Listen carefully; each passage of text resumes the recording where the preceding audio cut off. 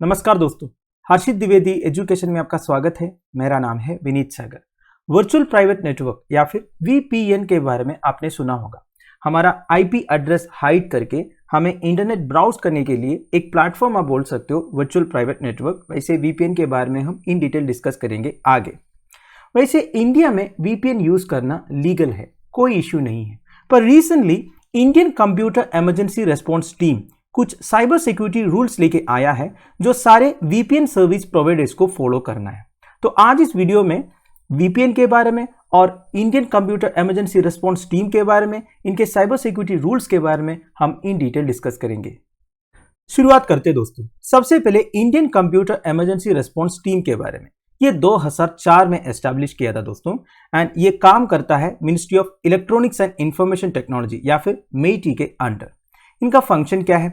Information technology amendment act 2008 के हिसाब से इनका काम है to serve as the national agency to perform the following functions in the area of cyber security. तो बेसिकली साइबर सिक्योरिटी एरिया में ये लोग काम करते हैं। क्या क्या काम करते हैं हम इधर देखते हैं।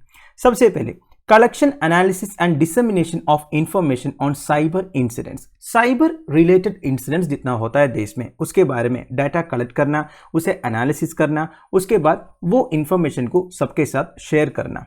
फिर साइबर सिक्योरिटी इंसिडेंट्स के बारे में फोरकास्ट बनाना, सबको अलर्ट करना। Emergency measures for handling cyber security incidents. अगर कोई साइबर सिक्योरिटी इंसिडेंट्स होता है, वो हैंडल करने के लिए जितने इमरजेंसी मेजर्स अडॉप्ट करना है वो करना। फिर साइबर इंसिडेंट रेस्पॉन्स एक्टिविटीज को कोऑर्डिनेट करना and guidelines, advisories, vulnerability notes and white papers issue करना जितने इंफॉर्मेशन है उसके बारे में। फिर security practices, procedures, prevention, response and reporting of cyber incidents भी इनके फंक्शंस में आते हैं। अब दोस्तों, what is a VPN? VPN का फुल फॉर्म है वर्चुअल प्राइवेट नेटवर्क। जैसा नाम बोलता है, वो एक प्राइवेट नेटवर्क है जो वर्चुअली क्रिएट हो जाता है जब आप इंटरनेट सर्व करते हो। अब देखिए दोस्तों, ये काम कैसे करता है मैं आपको बताता हूं। मान लीजिए आप मुंबई में बैठे हो। मुंबई में बैठे आप अपने मोबाइल फोन से facebook.com जो वेबसाइट है विजिट कर रहा है। तो नॉर्मल कोर्स में क्या होता है, आपके जो डिवाइस है वो एफबी का सर्वर से कनेक्शन एस्टैब्लिश करते हैं। तो एफबी का जो वेबसाइट है उन्हें पता चलता है किस आईपी एड्रेस से उनका वेबसाइट में सर्फिंग हो रहा है। ठीक है, तो एफबी का सर्वर में आपका जो आईपी एड्रेस है वो रजिस्टर हो जाता है। उन्हें पता चलेगा इस आईपी एड्रेस से कनेक्शन एस्टैब्लिश हुआ करके। पर जब आप एक वीपीएन कनेक्शन के थ्रू जाओगे तो क्या होगा, आपके मोबाइल से सबसे पहले एक वीपीएन का सर्वर में कनेक्शन चला जाएगा और वीपीएन का सर्वर fb.com का जो सर्वर है उससे कनेक्शन एस्टैब्लिश करेंगे। तो इसका फायदा क्या होगा, fb.com वेबसाइट को यह पता नहीं चलेगा किस आईपी एड्रेस से कनेक्शन एस्टैब्लिश हुआ है। बेसिकली आप इधर जो है हाइड हो गया, आपके बारे में fb.com को पता ही नहीं है। यह होता है दोस्तों वर्चुअल प्राइवेट नेटवर्क। इसका एक एडवांटेज बोलो या फिर डिसएडवांटेज बोलो, वो ये है दोस्तों, अगर एक पर्टिकुलर कंट्री में एक पर्टिकुलर वेबसाइट को बैन किया हुआ है तो नॉर्मल कोर्स में उस कंट्री में बैठकर आप उस वेबसाइट को एक्सेस नहीं कर पाओगे, क्योंकि आईपी एड्रेस के थ्रू कनेक्ट होता है। आईपी एड्रेस से लोकेशन भी पता चलता है, तो आप कभी भी एक्सेस नहीं कर पाओगे। पर अगर एक वीपीएन के थ्रू आप कनेक्ट करोगे तो आप आराम से कनेक्ट कर पाओगे, क्योंकि वीपीएन में आपका आईपी एड्रेस चला जाएगा। अब वीपीएन से जो वेबसाइट में आईपी एड्रेस चला जाएगा वो अलग देश का होगा, हो सकता है फ्रांस का होगा, यूएस का होगा, नेदरलैंड्स का होगा, जर्मनी का होगा, कहीं का भी हो सकता है। वो आप अपने हिसाब से सेलेक्ट भी कर सकते हो, मतलब किस कंट्री से आपको उस वेबसाइट पर कनेक्ट करना है। फॉर एग्जाम्पल, अगर आप चाइना में जाओगे, उधर से आप ये facebook.com, flipkart.com ये सब एक्सेस नहीं कर पाओगे। तो अगर आप वीपीएन के थ्रू कनेक्ट करोगे ना तो कोई इश्यू नहीं है, कनेक्ट हो जाएगा, क्योंकि वीपीएन आपको दूसरे कोई कंट्री से कनेक्ट करवाएगा उस वेबसाइट से। Now how does VPN work? वैसे मैंने आपको बता दिया वीपीएन काम कैसे करते हैं, पर इधर एक अच्छा एग्जाम्पल दिया हुआ है। उस एग्जाम्पल से पता चलेगा आपको वीपीएन एक्चुअली काम कैसे करते हैं या फिर वीपीएन कैसे आपको प्राइवेसी प्रोवाइड करते हैं। मान लीजिए आप अपने घर से कार में कहीं और जा रहा है। अब आपका कार का जो नंबर प्लेट है वो आपका आईपी एड्रेस है। अब जब आप जाओगे, आपका जो नंबर प्लेट है वो रोड में जितने लोग हैं वो सब देख पाएंगे, है कि नहीं? तो कोई भी अगर आपको ट्रैक करना है, ट्रैक कर सकते हैं, क्योंकि आपका नंबर प्लेट में पूरा नंबर लिखा हुआ है। उस नंबर से आपका पूरा डिटेल्स वो ट्रैक कर सकता है कि नहीं? नॉर्मल कोर्स में जब आप ब्राउज करते हो ना, वो ऐसा ही है। मतलब आपका कार का जो नंबर प्लेट आपका आईपी एड्रेस बन जाएगा और उस आईपी एड्रेस से आपके सारा डिटेल्स मिल जाएगा। बेसिकली आपका लोकेशन क्या है, क्या डिवाइस है, वो डिवाइस कौन ऑन करता है, ये सारी डिटेल्स। नाउ अगर आप वीपीएन यूज करोगे तब क्या होगा, you are able to take a different hidden road that leads to the same destination.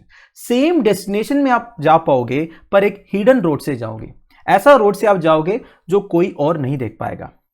और आपका जो नंबर प्लेट होगा ना वो भी चेंज कर देगा ये जो हिडन रोड है। मतलब अगर आपका नंबर प्लेट उस रोड में कोई देख भी लेगा ना, उन्हें समझ भी नहीं आएगा ये किसका नंबर प्लेट है। वो नंबर प्लेट आपसे बिलोंग नहीं करता होगा पर आप डेस्टिनेशन तो पहुंच जाओगे।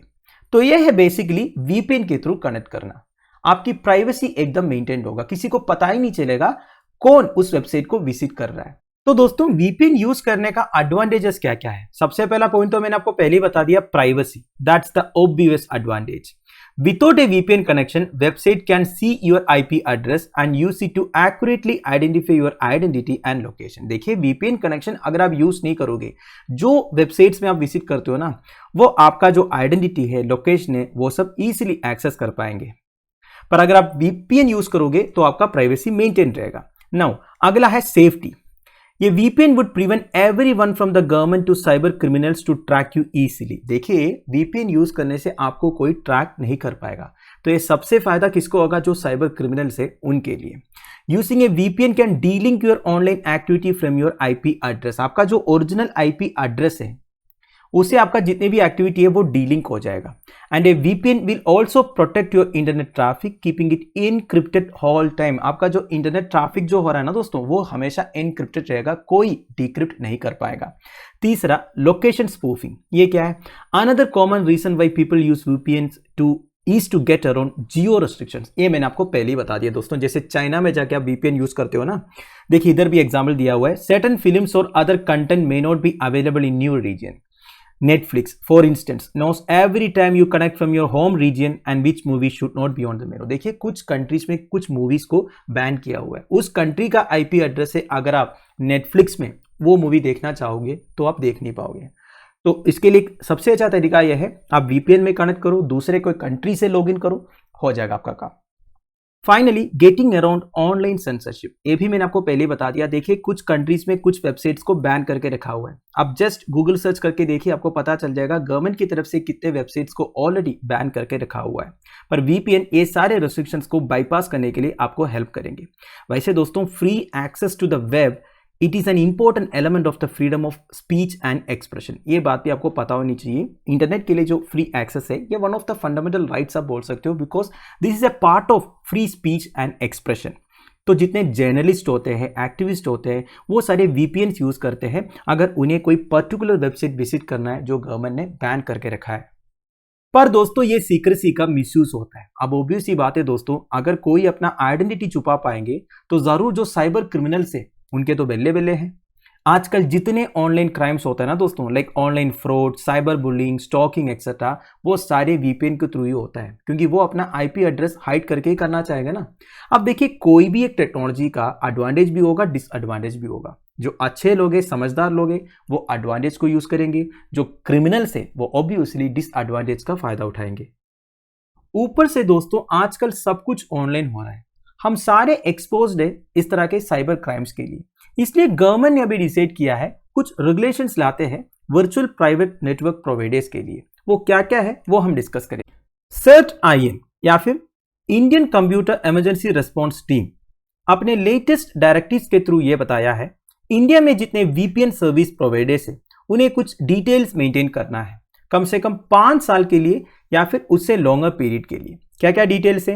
Number 1, validated names of customers, जितने कस्टमर्स उनके सर्विस अवेल कर रहा है, कितने पीरियड के लिए अवेल कर रहा है, कौन कौन से IP एड्रेसेस उनके लिए अलॉट किए थे, उनके ईमेल एड्रेसेस क्या क्या है, टाइम स्टैम्प्स क्या क्या है, ये सारे डिटेल्स उन्हें मेंटेन करना होगा। और जब कोई साइबर क्राइम इन्वेस्टिगेशन से रिलेटेड उनसे सवाल पूछ लिया जाएंगे तो ये डिटेल्स उन्हें प्रोवाइड भी करना होगा।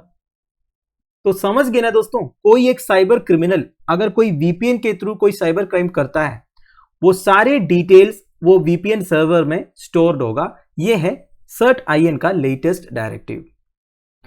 तो दोस्तों that's end of it. I hope आपको वीडियो इंफॉर्मेटिव लगा होगा। लेक्चर की पीडीएफ एज यूजुअल आपको टेलीग्राम चैनल में मिल जाएगा, जिसका लिंक नीचे प्रोवाइडेड है। Thank you for watching. Bye bye, have a nice day.